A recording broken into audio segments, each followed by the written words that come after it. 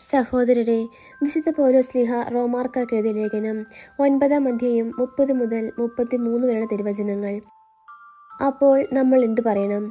നീതി അന്വേഷിച്ചു പോകാതിരുന്ന വിജാതീയർ നീതി, അതായത് വിശ്വാസത്തിലുള്ള നീതി പ്രാപിച്ചു എന്ന് തന്നെ. നിയമത്തിലധിഷ്ഠിതമായ നീതി അന്വേഷിച്ചു പോയ ഇസ്രായേലാകട്ടെ ആ നിയമം നിറവേറ്റുന്നതിൽ വിജയിച്ചില്ല. എന്തുകൊണ്ട്? അവർ വിശ്വാസത്തിലൂടെയല്ല, പ്രവൃത്തികളിലൂടെയാണ് അന്വേഷിച്ചത്. ഇടർച്ചയുടെ പാറമേൽ അവർ തട്ടി വീണു. ഇതാ, തട്ടി വീഴ്ത്തുന്ന കല്ലും ഇടർച്ചയ്ക്കുള്ള പാറയും സിയോനിൽ ഞാൻ സ്ഥാപിക്കുന്നു. അവൾ വിശ്വസിക്കുന്നവർക്ക് ലജ്ജിക്കേണ്ടി വരികയില്ല എന്ന് എഴുതപ്പെട്ടിരിക്കുന്നു. നമ്മുടെ കർത്താവായ മിശിഹായ്ക്ക് സ്തുതി.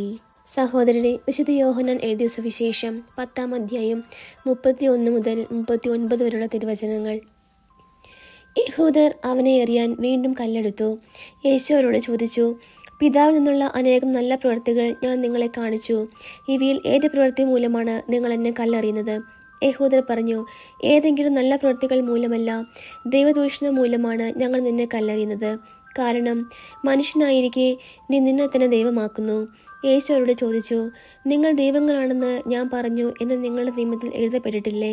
വിശുദ്ധ ലിഖിതം നിറവേറാതിരിക്കുകയില്ലല്ലോ. ദൈവവചനം ആരുടെ അടുത്തേക്ക് വന്നുവോ അവരെ ദൈവങ്ങൾ എന്ന് അവൻ വിളിച്ചു. അങ്ങനെയെങ്കിൽ പിതാവ് വിശദീകരിച്ച് ലോകത്തിലേക്ക് അയച്ച എന്നെ ഞാൻ ദൈവപുത്രനാണ് എന്ന് പറഞ്ഞുകൊണ്ട് നീ ദൈവദൂഷണം പറയുന്നു എന്ന് നിങ്ങൾ കുറ്റപ്പെടുത്തുന്നുവോ? ഞാൻ എൻ്റെ പിതാവിൻ്റെ പ്രവൃത്തികൾ ചെയ്യുന്നില്ലെങ്കിൽ നിങ്ങൾ എന്നെ വിശ്വസിക്കേണ്ട. എന്നാൽ ഞാൻ അവ ചെയ്യുന്നെങ്കിൽ നിങ്ങൾ എന്നിൽ വിശ്വസിക്കുന്നില്ലെങ്കിലും ആ പ്രവൃത്തികൾ വിശ്വസിക്കുവേൻ. അപ്പോൾ പിതാവ് എന്നിലും ഞാൻ പിതാവിലുമാണെന്ന് നിങ്ങൾ അറിയുകയും ആ അറിവിൽ നിലനിൽക്കുകയും ചെയ്യും.